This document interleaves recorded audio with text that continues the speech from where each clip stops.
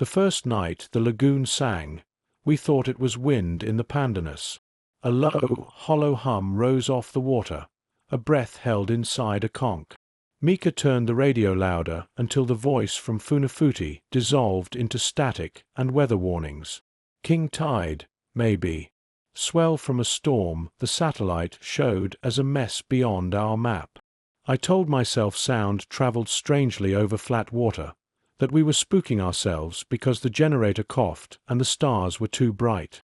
I had come to Tuvalu for work photographs, a stringer with a cheap drone. Mika, my cousin, was a nurse on the outer island. She laughed when I fretted about the hum. "The lagoon yawns," she said. "It's hungry for attention." Later, in the Maniapa, the elders spoke about drums under the reef when the moon was small, about the year the Poloka pits flooded with brine. Tonu, who fished the pass at night, kept glancing toward the ocean door. We slept in Mika's fail near the shore, a rectangle of woven walls and a roof that talked when it rained. The generator died after midnight and the dark pressed close. That night, on the airstrip, a dog barked and then nothing barked back. I lay with headphones in, battery on red, pretending the hum was a song Mika had shared. When my eyelids softened, the ground shivered, a small, sifting shake like someone walking lightly across the atoll. In the morning the lagoon wore bruises, bands of oil blue and grey sliding in from the pass. Mika went to the clinic. I walked with my camera to the concrete bunkers left by men who fought a war neither of us remembered. Somewhere behind me, the hum returned, present in sunshine, a note that moved through bone. I told myself it was generators, freezers, an airplane far off. Still, it felt close. At noon, the council announced a trip to the smaller islet to check the rain tanks. The forecast promised rising seas. They wanted to be sure the tanks were tied and the gutters cleared. Mika said I should come. Tonu loaded his skiff with rope, a jerrycan of fuel, and an icebox. Rika, the teacher, joined us with a folder of attendance sheets that had nothing to do with water. "If we get stuck," she said, "I want proof I tried to do something practical." We crossed the lagoon in a belt of glare. Flying fish sparked away from the bow. In the distance a ribbon of white water bared the reef. The hum grew louder as we neared the pass, the note thickening until my teeth seemed to vibrate. "Underwater sand," Tonu said. "Storm makes it move." He touched the engine. "Machine also sings." On the islet the rain tanks stood like patient animals among breadfruit. We cleared leaves. We tied lids. We checked gutters. Practical, practical. Yet the hum kept threading the afternoon, sometimes vanishing, sometimes swelling without cause. Rika asked if turbines had been installed, and Mika shook her head.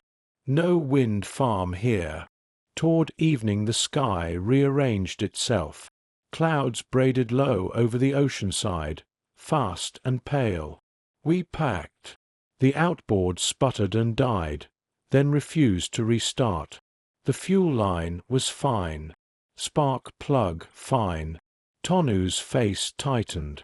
We were 4 people on a hump of coral sand as the light ran out and the lagoon sang like a long throat clearing. I looked back toward the main island. It seemed only a stretch of trees and an airstrip and, behind both, more water than anyone could use. We hauled the skiff higher and looped the painter around a coconut trunk. The tide licked near our ankles, though the moon was not yet up. Mika radioed the clinic. The hiss returned. She tried the satellite phone and frowned at a red light. Rika checked her watch and said the students would be giddy if school closed. Then the wind veered without warning, a stiff shove that flattened the grass and made the breadfruit clack. "Tarp," Tonu said. We strung it from a low branch and weighted corners with coral. The first rain came sideways, warm, then colder, then blown so hard it felt like needles. The sky unraveled into one color. We crouched under the tarp, shoulder to shoulder, and watched the lagoon change shape. Lines of foam shifted, then returned, then stretched toward us as if the water were learning a new way to move. The hum braided into the wind until I couldn't separate the sounds. Through the rain, a light ghosted across the pass. Not lightning, but a slow, submerged flicker, as if someone were dragging a lantern along the bottom. Tonu's jaw set. "Divers," he said, though no one dove in this weather. Rika said maybe a buoy had come loose, bumping over something metallic. Mika didn't answer. The radio hissed like a patient with damaged lungs, a sound she knew too well. By full dark the tide pushed higher. We shifted the skiff farther inland. Something bumped its hull. Not a log, not fish. I shone my headlamp and found a bundle of frayed net wound around a bleached root. Shells clinked in it like teeth. We cut it free and threw it up the beach. When I turned back, the beam caught prints I didn't recognize, a line of shallow ovals pressed into wet sand, each the size of a hand, set closer together than a person would walk. Rain filled them before I could count. We slept in turns. Mika made us drink sweet tea from her thermos. Rika read attendants' names in a whisper for no reason except to keep her voice moving. Tonu told a story about a shark that chased his skiff but fled the engine. I listened for the hum and tried to believe the sound was helpful, like a generator you hate until it saves the vaccine freezer. Around midnight the tarp flapped loose and we scrambled to tie it down. The wind had warmed. The air felt like a mouth exhaling. Near dawn the rain thinned to rags and left a sky streaked with ash. The tide retreated a little. Mika marched to the tanks to check the straps. Her shout lifted birds. One strap had been cut clean, the nylon sliced as if by a blade. The tank leaned. A line of water gleamed where its lid had been. "Knives don't walk," Tonu said. He touched the strap and then his thumb. "No grit. Sharp." We fanned out to search the sand. The ovals were gone. Crab marks zigzagged like shorthand. Rika found the rain gauge toppled and the gutter clogged again by leaves we thought we'd cleared. The leaves were wet and packed as if pressed by hands. Tonu checked the skiff. The painter held. The outboard still sulked. Only then did I notice the net we'd flung.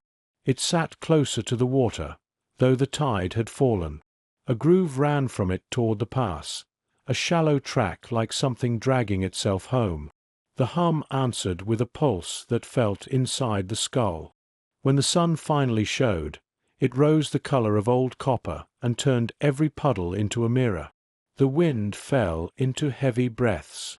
We spread our wet clothes on a line and ate crackers, tinned tuna, and a bruised pawpaw. The hum had not stopped. It had only softened. It ran under everything like a generator on the far side of a wall. "We walk the perimeter," Mika said. The islet was short end to end, but bushes hid its middle. We moved along the rim, following the grooved track from the net. It broke and reappeared, always pointing toward the pass. We found other marks, the blunted stamps of flip-flops, old and softened by rain, crab scribble, the wander of a single goat. Near the ocean side, behind breadfruit roots, someone had stacked white coral into a neat cairn. Rika tapped it and said nothing. The old bunker sat back from the beach in ironwood. Its concrete lip wore salt. Inside, the floor was dry. A rusted drum lay on its side. Cable coiled near it like sleeping rope. On the wall, scratched into lime, a crude map. The islet, the pass, a line of dots leading into the lagoon, and an X where the dots thinned. The scratches were not new, but the X still pulled at us. I remembered the drone. Its case had stayed dry. I unfolded the limbs and checked the battery. "If I get a signal, I can push to Funafuti," I said. Mika nodded, eyes on the water. I launched. The drone climbed like a moth. I sent it along the beach, then out across the flat water toward the dots on the bunker map. From above, the lagoon changed personality.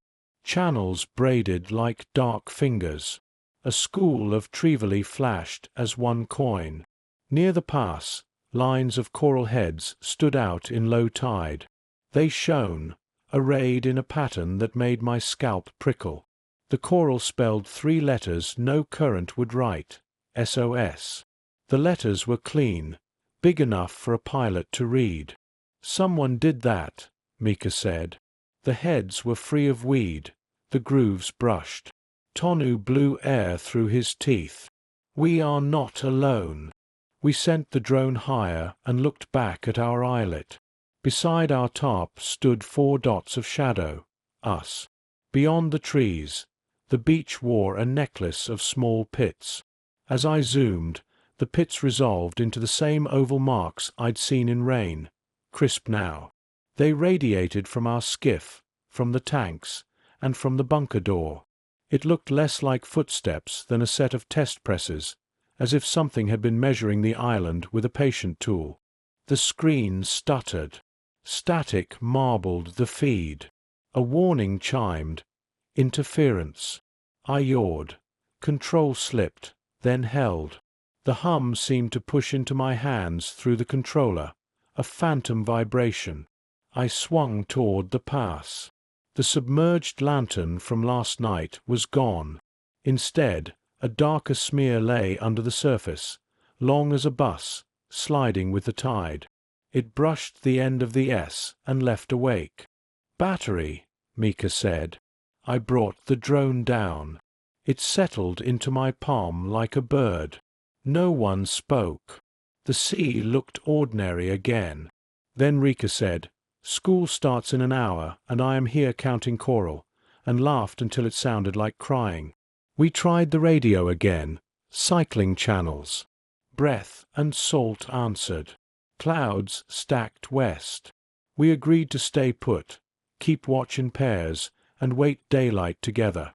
That night the wind returned, and so did the hum, thicker than before. The tarp snapped. Sand hissed along the beach. Tonu and I took first watch while Mika and Rika tried to sleep. Lightning stitched the horizon and left the pass briefly as bright as noon. On our second hour something large moved by my boot. I swung the headlamp and caught a pair of eyes on armored legs. A coconut crab. It hauled itself over our footprints and tested the icebox latch with blunt claws. The shell flushed purple when light hit it. It backed into the bushes. "Yuga," Tonu said. "Strong." We followed its trail and found others, smaller, moving with sober intent, each lifting and setting those oval pads close together. They nosed at the painter line, at the jerrycan, at the heap of leaves we had cleared from the gutters. One climbed a rain tank and touched the strap with curiosity. Another seized the frayed net and began to drag, its body hunching, the bundle creeping toward the pass in the same winding groove I'd seen at dawn. We hissed and clapped. Most fled. The biggest scuttled toward the bunker, carrying something in one claw. The beam found the gleam, Mika's folding knife, forgotten on the tank. The crab dragged the knife along concrete, the steel rasping. It bumped the doorway, dropped the blade, and vanished. When I picked it up, a shaving of nylon clung to it like a pale eyelash. The hum deepened until it pressed my molars. Inside the bunker, the sound swelled as if the room were a chest. A rusted drum vibrated. A coil of cable sang like a low string. Wind poured through cracks while the tide pushed into a cavity below. When gust and water lined up, the drum and cable resonated together, and the bunker played the note we'd been hearing. Tonu rolled the drum and wedged coral under it. We stuffed driftwood into the coil and leaned a plank across a slit where air knifed in. The note thinned to a breath. Outside, the world widened. Mika and Rika appeared, blown hair, relieved faces. Crabs cut straps. Wind plays bunker, Mika said. What about the light? As if cued, the pass flickered. We killed our lamps. In the dark, the flicker became ordinary, waves breaking over the reef, igniting plankton. Each crash made a bloom, walking along the line like a lantern. The darker smear from morning slid beneath the surface. When lightning fingered the lagoon, we saw its plain name, a rolling log. Near dawn, the wind eased. We rebuilt the gutter, double-strapped the tanks, hid the knife, and tied our gear high. I launched the drone when it was safe and took it to the SOS. The letters looked older than we'd guessed, scrubbed clean by the blow, likely set there by an earlier crew the council sent. From above, I saw the airstrip and a vehicle moving, headlights combing the water. When the radio cleared, a voice from Funafuti said a boat would come with the tide. We were not brave, only awake. We waited with our feet in the new tide and counted the distance between sets. The lagoon felt ordinary again now that we had names for most things. Yet when the wind twitched, the bunker shivered. A faint note rose, not from drum or cable, but from somewhere under the coral, as if the atoll itself were clearing its throat to speak and had not chosen a language. We listened, pretending not to, and watched the boat grow larger by breath.